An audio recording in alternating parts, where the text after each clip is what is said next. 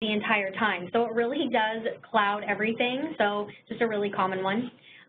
Also, don't assume that you have the position just because you're there and you're doing an in-person interview and it may seem like it's going great. Don't just assume that you have it. You know, they are interviewing other candidates, and they will get back to you, you know, when they have made a full decision.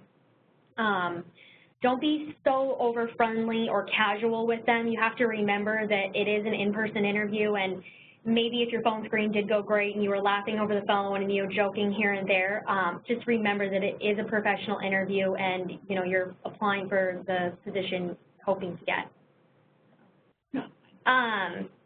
Also, don't stand up first to leave. The manager during the interview will wrap things up when they're ready, you know, and you can kind of sense that. So we've actually had people that are stand up right away and, okay, well, great, are we done? Are we finished? So that's something that you definitely don't want to do. Let them wrap everything up, and it's just better. Also, don't fidget too much. It's never good. You can lose focus easily. The person asking the questions is focused more on your fidgeting rather than the actual answers that you're giving. Also, don't interrupt the hiring manager or whoever you know you're speaking with. It's never good to just jump right in mid-sentence. It just doesn't show professional, and it's not good. Also, don't lie. Just be 100% honest. It's always going to come back and bite you in the butt. So with anything, you know, if there's anything that you want to get out there, just be 100% honest. Yeah, so we've had quite a variety of wonderful and less than wonderful experiences interviewing individuals ourselves. Part of our services with a company is not only do we do interview prep for individuals, but we also often handle the first round interviews before a candidate even goes to the employer to screen out mostly for just basic skill set. Do you meet the requirements? And then also kind of for a general cultural fit. And so a lot of these things come out of our experiences in trying to help you out with that. I know one time I had someone who rode the bus to our office, which is more than fine, and didn't realize that the bus would drop her off about 4 blocks away, and then proceeded to call me 7 times in that 4-block period because she kept getting lost and could not find our building, and kept getting turned around, and so then she was 45 minutes late to our meeting, and then showed up in pajamas with bright pink hair and multiple facial piercings, makeup caked on so much I don't even know really what she looked like underneath, and just sat there and gave the most vague answers, and with fidgeting even started to pull out her purse and reorganize it during the interview. And so there's really interesting. It seems like people think I'm joking when we say this stuff, but it's true, and it's something, not that I don't think anyone here would ever have a situation like that, but it's just things to think about, that no matter who you think you're meeting with or what kind of situation you think it is, you always want to be dressed to the best, over-prepared, and on your best behavior no matter what, especially when walking into the interview. We've had people not get a job because they were rude to the receptionist. You know, people, or in the elevator, they're talking about the job when they leave, like, oh, these people are so lame, I definitely have it in the bag, they'd be idiots not to hire me. But you're in the building and everyone can hear everything that you're saying, and there's a lot of little birds that can give feedback to definitely make or break you in that situation. You have? No, I mean, we've definitely had very interesting situations and scenarios, so a lot of the questions that we're going to kind of go over are stories from, you know, just our past experiences. Yeah, so on the other sheet that we have is the page that I've put together, or 2 pages, I guess, of most common interview questions to expect before you go into any interview, either in person or over the phone. Be ready to answer all of these. You don't have to have them written out and scripted ahead of time, but at least think about it, about what your answer might be, and a few different ways to answer it, and think to yourself what might be the best option for you. And then we have some of our sticky situations that we call them, about questions that are sometimes more difficult to answer, and kind of give you a little mini mock interview with those. So I'm Hannah. I work at Acme Industries, and we are interviewing Jessica for a position for a customer service representative. Okay, so Jessica, tell me about yourself. Oh, well, I like to be outside. You know, I like to do stuff with nature. I'm really a homebody too, though. My hobby is making pens. Again, this is situations from things that have actually happened. My hobby is really making pens. I have a wooden pen company, and yeah. Okay. Is there anything else that you would like to share? Any more information? My wife makes them with me. Okay. What do you guys think was wrong with that, or that she should have said instead? You're muted, so if you guys want to unmute or type in the chat box. Or if it might be hard, we can just go through. I think, okay, the best way to answer this, everyone always gets really freaked out when we do the tell me about yourself question. We have a lot of stuttering, silence. Don't know what to say. What do you want to know? Because it's a very broad question and there's a lot of information that you could share.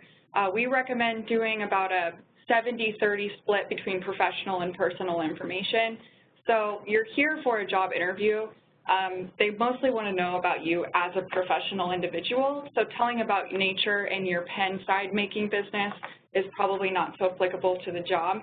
So you can do a very brief summary of your employment history, or I graduated from Washington State University and got a degree in business, and then I found my love for elevator sales, and have really gone into that, and now I'm working here, and now I'm looking for a job that will help me get into an executive sales director position.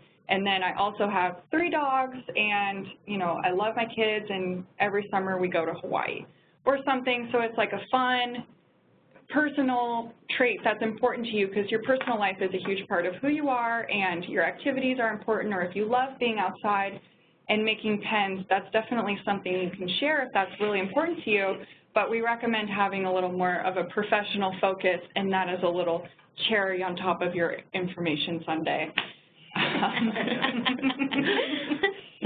Okay, so Jessica, why are you looking to leave your current employer?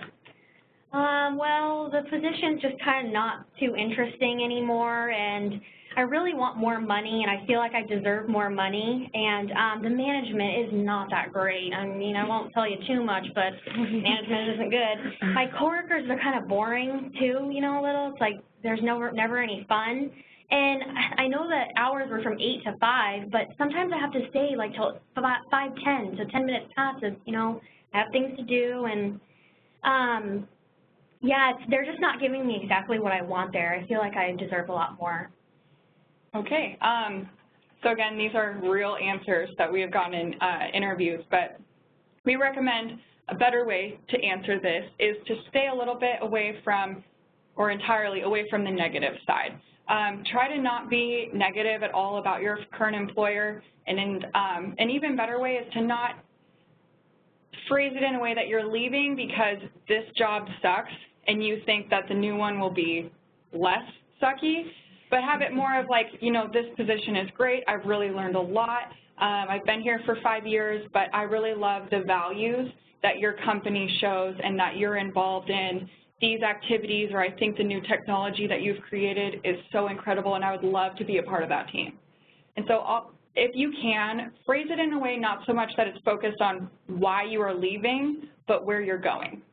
And that's always going to make the interviewer feel really important and like you really care about the company and you're really committed to being a part of the team. So then another common question is, Jessica, I see that you haven't been working for, let's see, the last 2 years. Can you tell me a little bit about what you've been doing in that time? Yeah, well, I mean, I have had some short little contracts here and there, but they haven't been too long, so I really haven't added them on. I didn't think that that would look too great. And, you know, I've had a really hard time with my husband. We got a divorce, and he took custody of, he's trying to get custody of my kids, and he's got into drugs, and I just, you know, I'm really trying to get that back, and so there's a lot of court dates I have to make, and it's just been really difficult. But I have been trying. I mean, I've been looking and here and there, and I just haven't found anything yet. Okay. So again, with this, there's a lot of reasons for a gap in your employment. If it is a personal situation, just leave it at that. You don't have to go into details about your divorce or a family illness or a deep tragedy that happened, because things do happen. If you need to take care of a family member because someone was sick, or to take care of your kids and just be a stay-at-home mom or dad, that's a very noble thing as well. But just keep it more simple and to the point. As short as you can keep it without being too vague to hide anything. If you left to go to school, that's always a great thing to just be upfront and honest about. And if you left because of a criminal record or something where you had to be in jail for a period, I mean, don't try and lie about that either, because they'll always find out. Almost every job does a background check as well. And then everyone else's favorite question, what is your greatest weakness? Well, I tend to take on too many projects, and so I have so many things going on that I'm working on, and I kind of am an overachiever, I guess you could say, and I'm kind of friendly with everybody at the company, so a lot of people like to talk to me, and, you know, they know me as a nice person and things like that, so. So a big issue with this that we get a lot is, for starters, it's not really a weakness, and a lot of people go to some 4 or 5 just general cliches about you are take on too much, you don't know how to delegate, so you're always overworked, or you have a really great attention to detail, but then you spend so much time working on things. And there's about 3 or 4 situations that I always get just over and over and over. And I guess with this, it's hard to say. It's definitely a personal choice of what you want to share. You don't want to be too damaging to yourself that you're like, well, I hate mornings, I miss my alarm almost every day. That's probably not going to get you the job. But something to just keep in mind, a weakness doesn't always have to be a personality trait. It can sometimes be, I just graduated from this program and I still have a lot to learn, you know, or I don't have a lot of experience in X, but I have a lot of experience in Y, and I'm looking to find a way to join those together. And so it can always be something maybe about the position that you're interested in learning more about, and you don't always have to hate on yourself with a personal weakness. And so then we just wanted to ask if you guys had any other questions that you've come across that were particularly hard to answer, or any on this list that you maybe wanted suggestions or advice about.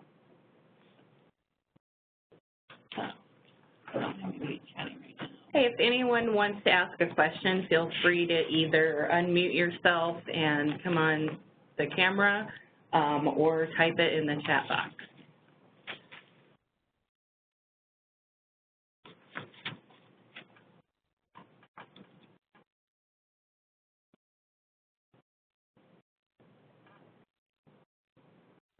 Does anyone in the room have a question? I do. So I had a phone interview once that the question was something to the extent. Wow. Hi, it's Pierre. I had a phone interview once where the question was something to the extent of, tell me about a time that you made a mistake. What is your advice?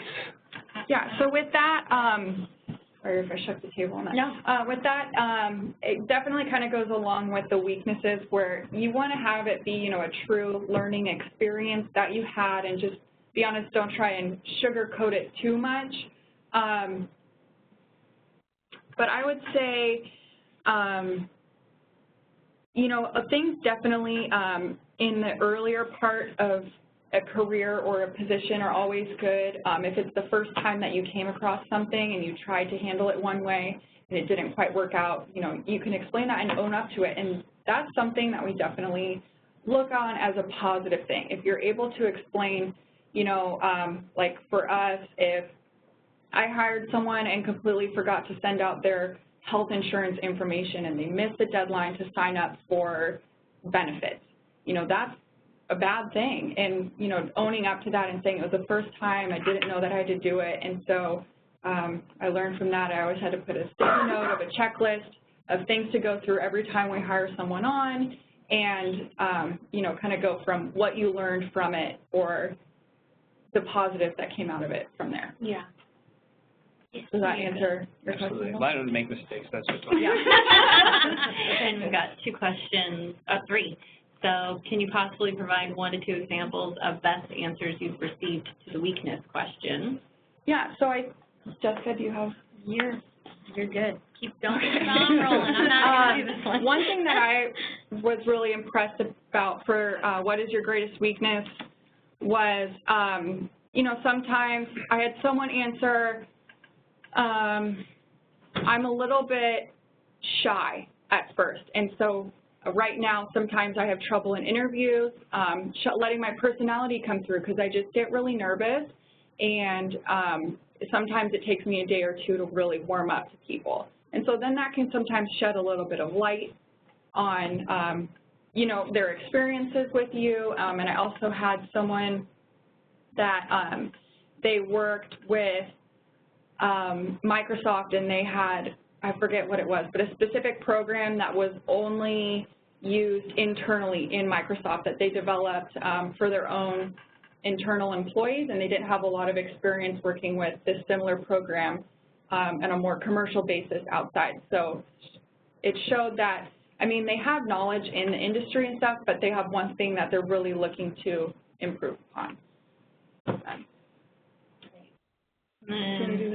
Also, what is your dream job question when the applicant is applying to a job that isn't their dream job? If you want to chime in too and help Hannah. Yeah, so for dream job, there's kind of 2 situations on how to answer that depending on your situation. If the job that you're applying to is not your dream job, you don't have to tell them that. A dream job doesn't have to be necessarily a specific job description at a certain company with a title. It can be aspects of a job. I'm just looking for somewhere that has a good, flexible schedule. You know, I would just love to be able to drop my kids off at school in the morning and then come into work, or somewhere that allows me to have a lot of interaction with people on a daily basis, and that I have the ability to continue my education, a company that will do tuition reimbursement, or understanding if you have to leave early for classes, or, you know, they can be aspects of a job that make up your dream job or the culture of a dream job without being the actual description itself. And then if you do have a dream job in mind, just try and make sure that it aligns somewhat with what you're doing or that industry. It could be 6, 7 steps, you know, 20 years down the road, but in the general field that you're in. If you're applying for a medical billing job, it's probably not best to talk about your dream is to be the manager for your boyfriend's band, which is, again, a real situation that we have, because then it just kind of makes it seem like you're not interested or passionate about what you're doing right now.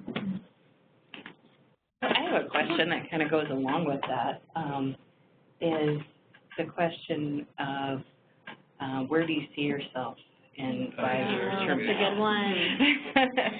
And just regarding whether you talk about moving up in the company or staying in the position or anything you have. Yeah, I mean, with that, it's really best, I mean, whatever you see yourself doing, say that. There's not really anything to hide in that situation. If you want to move up with, you know, in a year of being there and you want to be promoted and be the manager of that department, that can be a really good thing. It shows that you're devoted, you know, to this company. You don't always have to be devoted and committed to that one particular position in particular. Even when I got this job, I told them that I plan to be promoted in whatever position I'm in within 2 years, because I am very confident that I can prove myself and that I will be a good choice for that. And if you don't want to be promoted, you know, or if you want to just stay where you're at, or, you know, that's definitely not a bad thing either. But yeah, that's helpful. I was in a situation once where I talked about being promoted, and the person who was in that job was one of the people interviewing me. And I didn't know that at the time. But I think it was counted against me because you had aspirations. Right. Yeah. And maybe exactly. if you just let them know too that you are looking for something that to grow in and to, you know, move up and have advancement, not necessarily what specific position or something like that. Because I've been in that exact same situation, and I've always just been honest and let them know I am looking for something to move up in because, you know, I want to go further with my career. So. Yeah, I even had someone, they were like a project manager interviewing with the COO of the company, and his 10-year plan was, he said, I want to be in that chair, and I want to have your job. And the guy just kind of laughed and said, hey, good luck, go for it, you know. Some people like that, though. Yeah, and I mean, with that, it really depends on the company, but I really don't, I would never advise against it, saying that you want to be promoted or that you want to grow, because, I mean, people don't usually want to hire people who are content at just one thing forever. You know, even if it's just taking on more responsibility or, you know, developing that position further is always a good thing, but just staying exactly on a flat line. So do either of you have any thoughts on when the appropriate time is to disclose or address a conviction history? Oh, goodness. You deal with this more than me. Yeah, so I work with a lot of different positions, I guess we'll just say.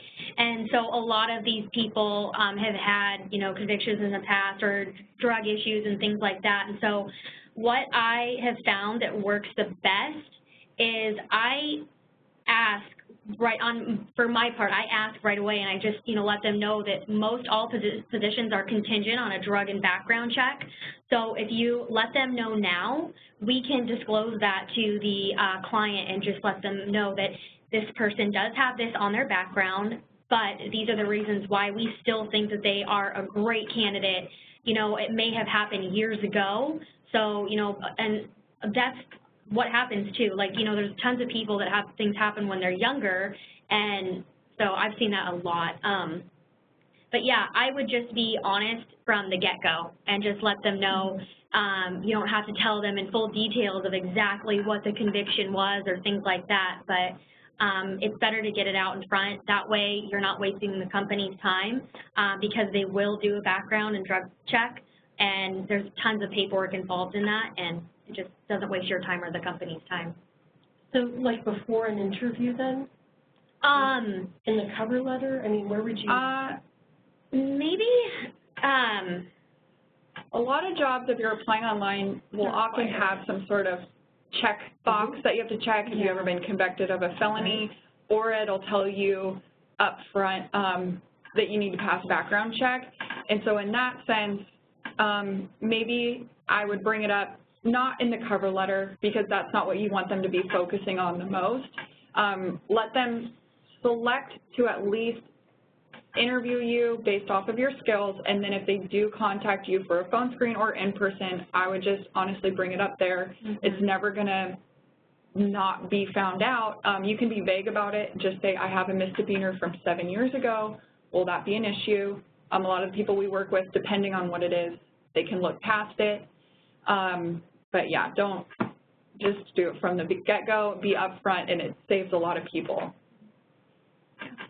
And then how do you recommend addressing the question, describe a conflict with a coworker? Oh, man.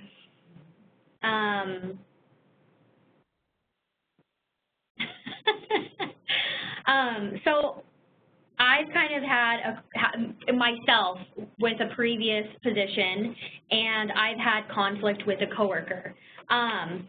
So what I did was I went directly to my boss, and I kind of described what had happened and went from there, basically. Gosh, can you help on this one? With this kind of question, I think a lot of it's in the delivery of how you answer it. I have two actual examples. So one person said, oh, well, if I had a conflict with a manager or with a coworker, I would go straight to the manager. And she didn't get the job because of the way that she answered that question alone.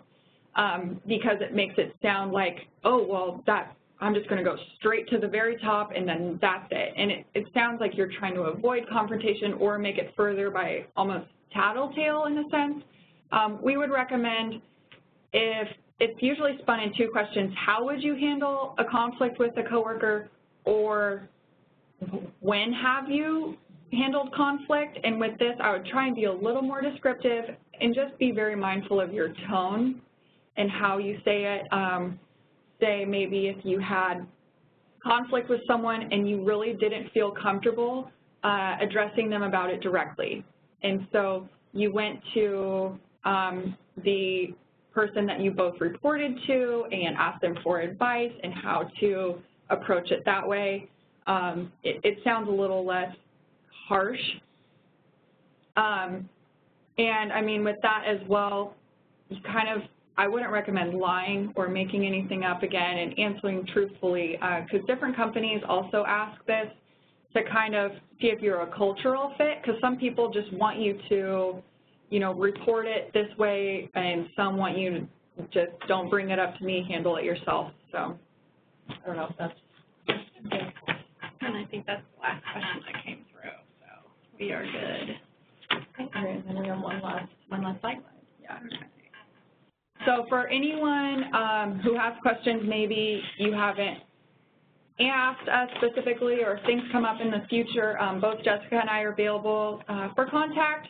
If you're in the Bellevue or Seattle area, we would love to meet up with you personally and we can do a mock interview. Or if you have questions about a job that's coming up, feel free to give us a call or email either of us, and we'd be more than happy to help you out with any questions that you have. Great. Thank you so much. That was wonderful. So I think Esther's going to walk you out. And we'll follow up. Yep. Thank you. Thanks again. Thank you. Does anyone else? Do you have one? Do you need another? Oh, sure. Thanks. Thank you very much. If you want to leave some for students, you could do that too. Okay. Do you have any more, Hannah? Yes.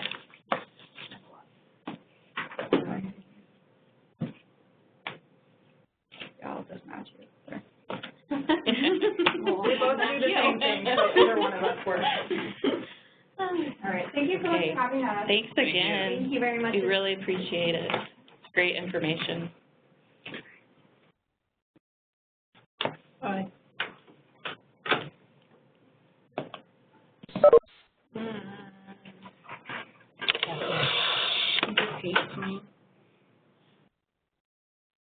Okay. I was just pulling up the agenda. Back to our agenda.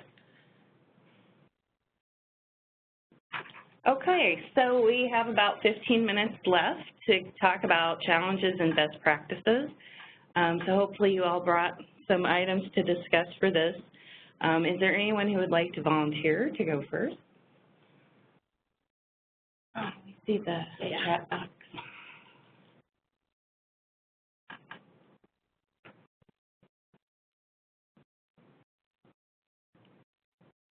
Nobody's volunteering. Pierre, did you bring anything? Yes. All right. No one has jobs yet. But also I don't know if they're applying to them or not. So that's one thing I need to really follow up on. So do you have thoughts about how to do that?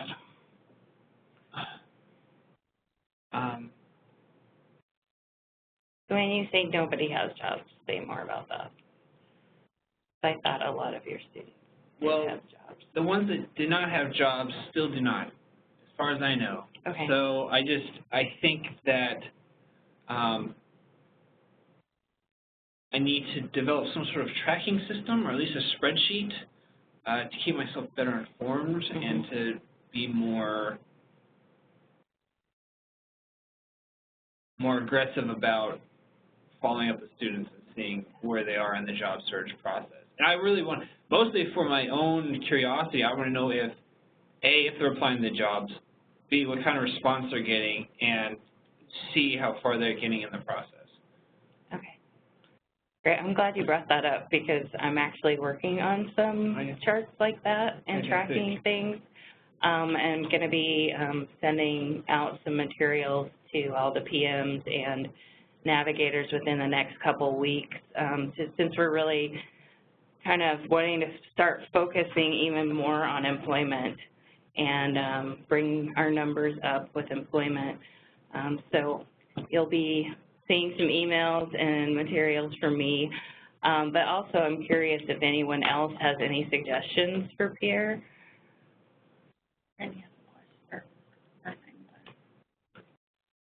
Okay, we'll take Brandy's question in just a minute. Does anyone have any comments for Pierre regarding tracking employment with your students?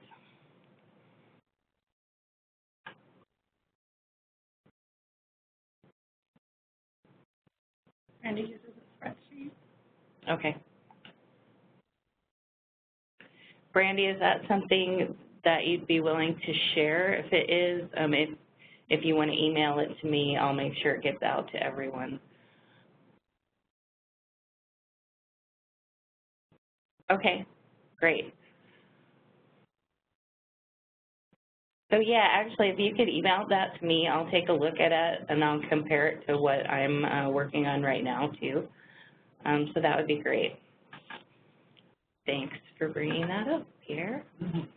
Okay, and then Brandy had a question, or let's see. Can you go back up a little? So Brandy said, since we're focusing on vets, we have a number of people with disabilities. Our financial aid office requests a reason why students haven't done well in prior courses. If it is medically related, they want medical documentation. Is this standard? How have you handled a student who doesn't feel comfortable giving out their medical information?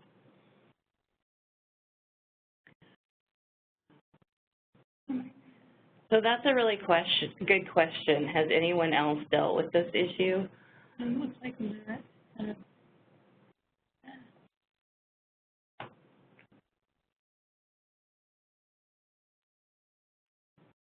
So let's see.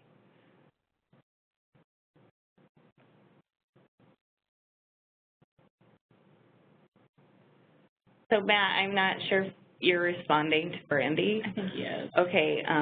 So he asked the question, is that for the purpose of justifying a hardship withdrawal, or does it some way change how the non-passing grade affects academic progress and financial aid eligibility, et cetera? And Brandy says both, I guess.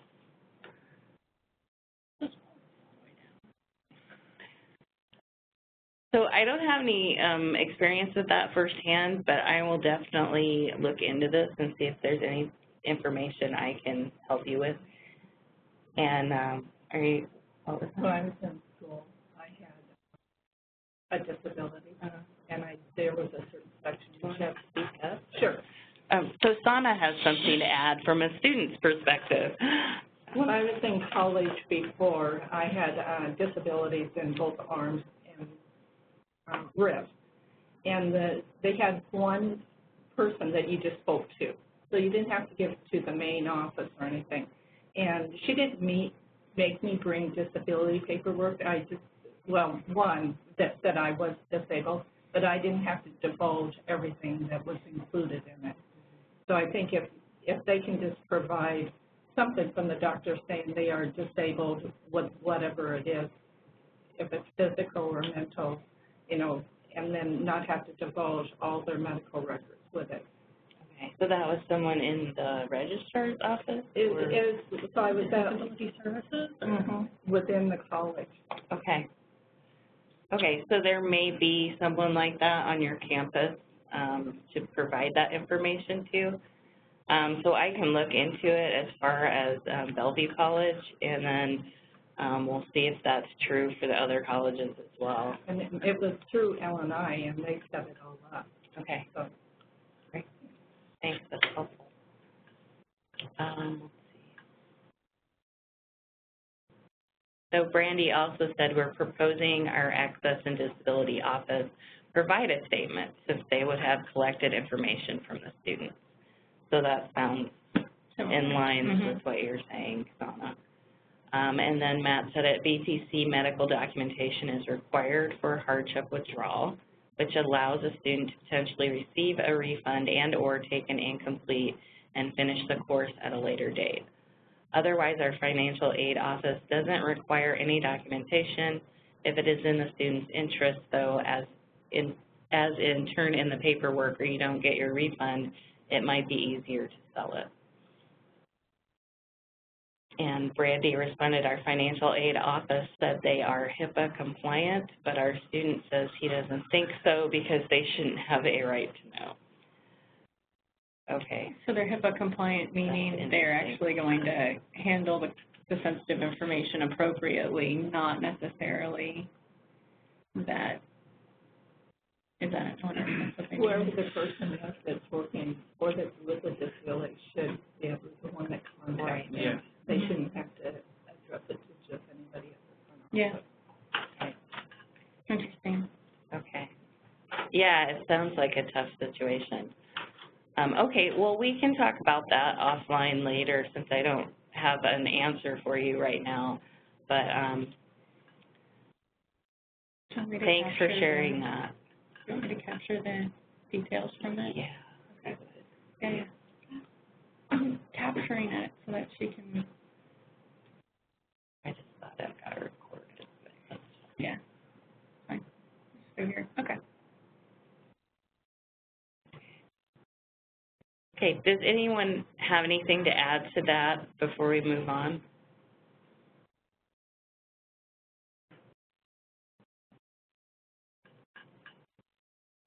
Okay. So we've had 2 challenges shared so far. Are there any other challenges or best practices or successes that anyone would like to share?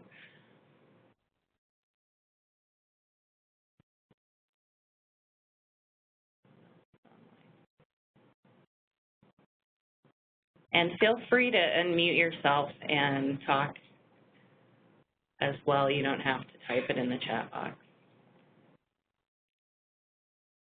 Where did the participants go? It seems driving bonkers. There we go. So. Okay, Erica, do you have anything to share? Erica, are you there? Okay. So Erica said getting employers on site to do mock interviews with students. So Erica, is that something that you're having success with, or is that something that's been a challenge for you? Okay, so it's the challenge to get the employers on site. Would you like to say anything more about that? Do you have any sense of why that's a challenge?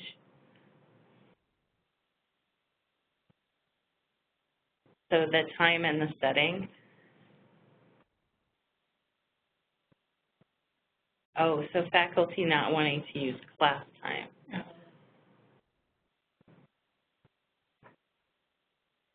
So doing it in class versus an outside activity.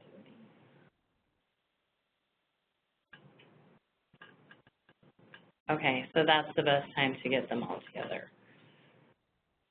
So I guess I will let other people chime in here too, but I guess I would just suggest trying to find other times that are to be available to bring people together, and even possibly thinking about doing something online, like this type of webinar. Or, and I know other folks have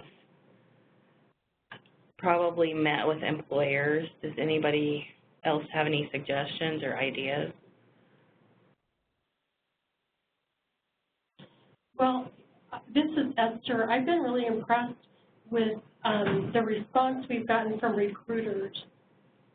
So if you can't get employers, and part of the problem is getting employers on site, maybe working with some recruiters in that area, they may be willing to talk to your students, plus it's a good networking tool for you.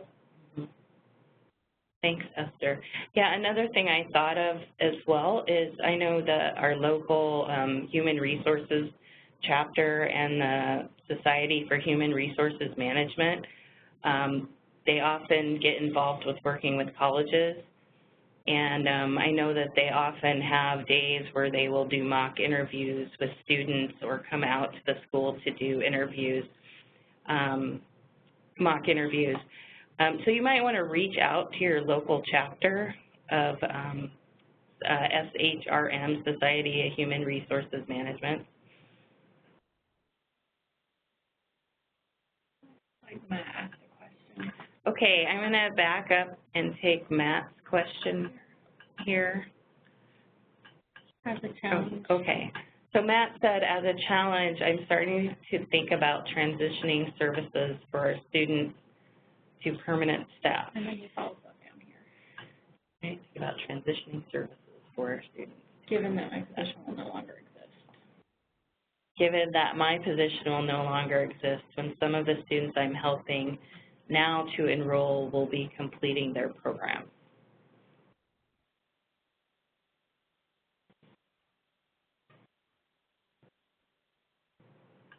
Oh, okay. So he said, not a question really, just something that I'm starting to think about. Okay. And that makes sense, Matt. So I'm sure that's on a lot of people's minds with how to best transition students upon the grant ending.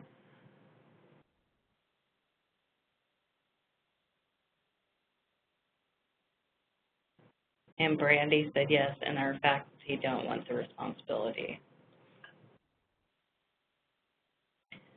So Matt said, so he's modifying his practice to include connections to permanent resources so that students aren't left stranded when he disappears. Okay. So when you say permanent resources, Matt, what do you mean by that? And at what point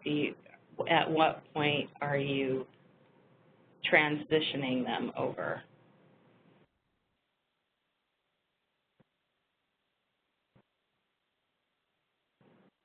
Okay, so an example is to the advising office.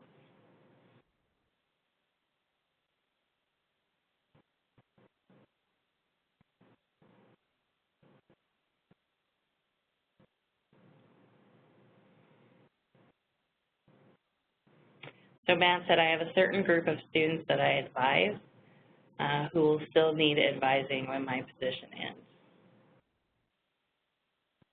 So making those connections with the advisors they will be working with once he's gone.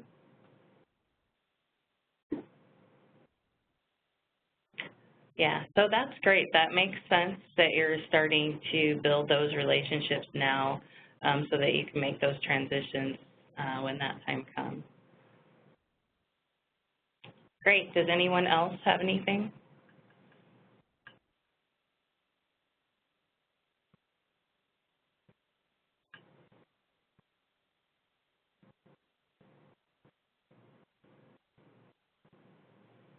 Okay, well, it looks like we're at our time.